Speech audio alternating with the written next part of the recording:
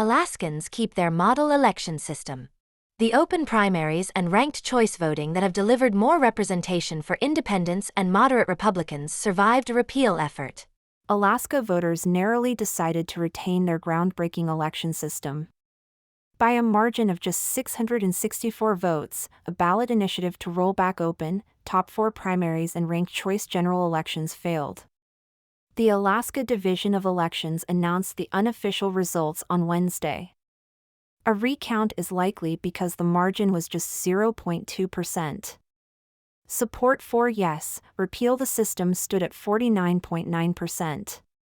On the other side, 50.1% of voters opted for no, let's not repeal the system. In just the few years it's been in effect, it has delivered more inclusive and less partisan primary elections, more room for lawmakers to govern in less polarized ways, the elimination of the spoiler candidate role, and a far reduced chance that candidates win elections without majority support. Alaska's system has two key components. In the open primary, voters choose one favorite from a list of all the candidates, regardless of voters' or candidates' party affiliation or non-affiliation, as is the case for a large portion of Alaska voters.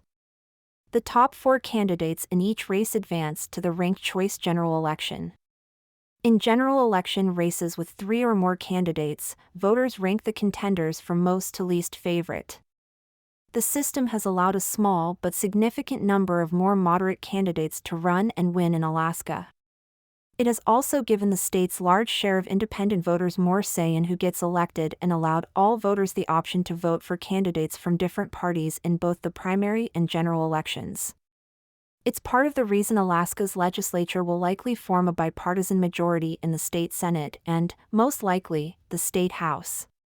The system does not inherently favor one party over the other, but the victory in 2022 of U.S. Representative Mary Peltola, the first Democrat to represent Alaska in the U.S. House in decades, prompted some Republicans to mistakenly believe that it had.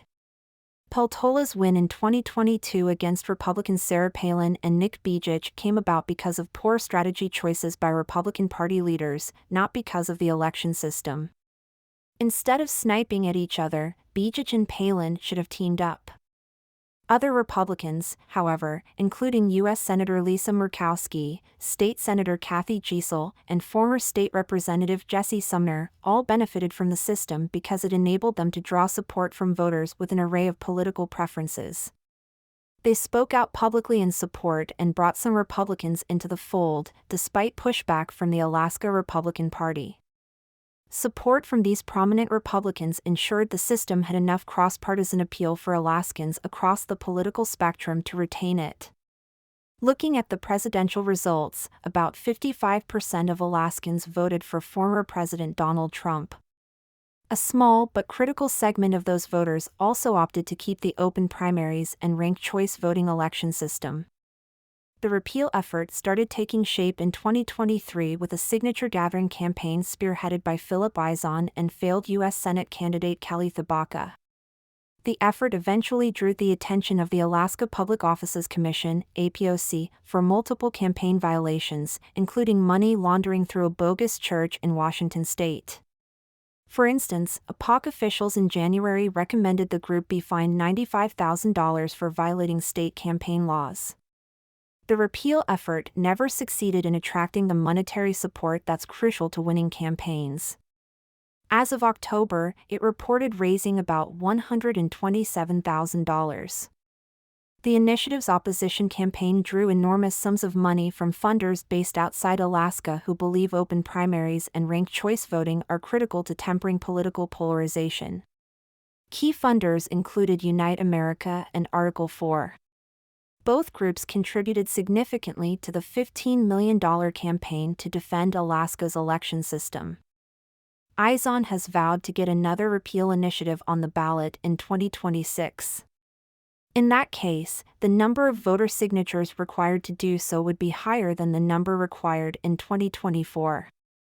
That's because under Alaska law, the number of signatures must equal 10% of those who voted in the preceding general election. In 2024, that number was about 27,000 signatures. In 2026, an initiative would require at least 35,000 signatures. In addition, signatures must come from residents in at least 3/4 of the House districts and who, in each of the House districts, are equal in number to 7% of those who voted in the preceding general election in that House district. Alaska's affirmation of open primaries and ranked choice voting came after the Cascadian states of Idaho, Montana, and Oregon, plus other states Arizona, Colorado, and Nevada, all chose at the ballot box not to adopt open primaries and or ranked choice voting.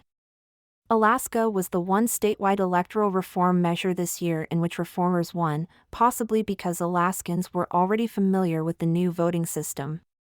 Alaska's ballot measure was a repeal attempt, other states' measures were attempts to win adoption. For Alaskans, defeating ballot measure 2 means defending a continued equal voice for all residents of the state, including independents. It sustains the movement toward a politics focused more on governing than on grandstanding. And it sets an example for Americans in other places eager to ditch division and rancor for teamwork and true choice in their politics. Sightline is monitoring other electoral reform ballot measures in Cascadia. See our reports on Idaho, Montana, and Oregon.